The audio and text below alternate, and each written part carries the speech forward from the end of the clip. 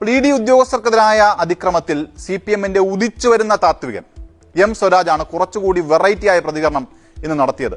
തിരുവനന്തപുരത്ത് ഇഡി ഉദ്യോഗസ്ഥർക്ക് നേരെയുണ്ടായത് ആക്രമണമല്ല, നിയന്ത്രിക്കാനാകാത്ത ചെറിയ പ്രതികരണമെന്നാണ് എം സ്വരാജ് പ്രതികരിച്ചത്. പ്രധാന വാർത്തയുടെ തലക്കെട്ട് ഇഡിയെ ആക്രമിച്ചു എന്നാണ്.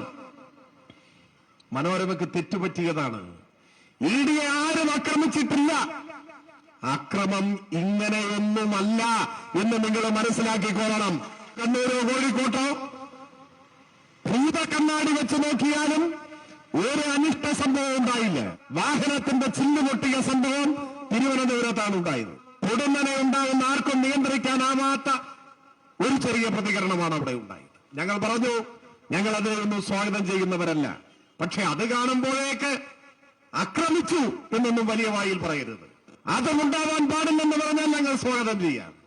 പി ജയരാജന്റെയോ എം വി ഗോവിന്ദന്റെയൊന്നും പ്രതികരണം അത്ഭുതപ്പെടുത്തുന്നില്ല. എന്നാൽ നിക്കരാഗ്വയിലും ബുഡാപസ്റ്റിലും പോലും അക്രമം നടന്നാൽ അതിനെ ഇസ്തിരിയിട്ട വാക്കുകളിൽ അപലപിക്കുന്ന എം സ്വരാജിന് എന്തു പറ്റി എന്നതിലാണ് അത്ഭുതം. ഈ ഭൂതക്കണ്ണാടി വെച്ച് നോക്കിയാൽ പോലും ഒരനിഷ്ടവും കാണാൻ കഴിഞ്ഞില്ല എന്നാണ് സ്വരാജ് പറയുന്നത്. സാധാരണ മനുഷ്യർക്ക്, സാമാന്യ യുക്തിയുള്ള മനുഷ്യർക്ക് ഇനി കണ്ണട വെച്ച് നോക്കിയാലും കണ്ണട വയ്ക്കാതെ നോക്കിയാലും എന്തൊക്കെയാണെന്നല്ല കണ്ടത് എന്ന് നമ്മൾക്ക് ബോധ്യപ്പെട്ടതാണ്. എന്നാൽ എം സ്വരാജിന് അത് ബോധ്യപ്പെട്ടിട്ടില്ല. അപ്പോൾ ഒരു വനിതാ ഉദ്യോഗസ്ഥയെ അടക്കമാണ് സിപിഎം പ്രവർത്തകർ ഇന്നലെ ആക്രമിച്ചത്. ഇത് സ്വരാജിന് ആക്രമണമല്ല, ചെറിയ പ്രതികരണം മാത്രമാണ് പോലും. ഏത് ചുടുകട്ട കൊണ്ട് കാർ എറിഞ്ഞ് തകർക്കുന്നതും കാറിനുള്ളിൽ കൈയിട്ട് കമ്പിട്ട് വനിതകളടക്കം ആക്രമിക്കുന്നതും. അപ്പോൾ 5 മില്ലിഗ്രാം 10 മില്ലിഗ്രാം ക്യാപ്സ്യൂളാണ് മുതിർന്ന നേതാക്കൾ ഇന്നലെ വിതരണം ചെയ്തതെങ്കിൽ ഡോസ് കൂട്ടിയാണ് സ്വരാജിന്റെ വിതരണം. ഇനി വെയിലത്ത് ചൂടുകൂടിപ്പോയിട്ടാണ് കാറിന്റെ ചില്ലുകൾ പൊട്ടിയതെന്ന് സിപിഎമ്മിലെ ഉദയസൂര്യൻ പറയാത്തത്.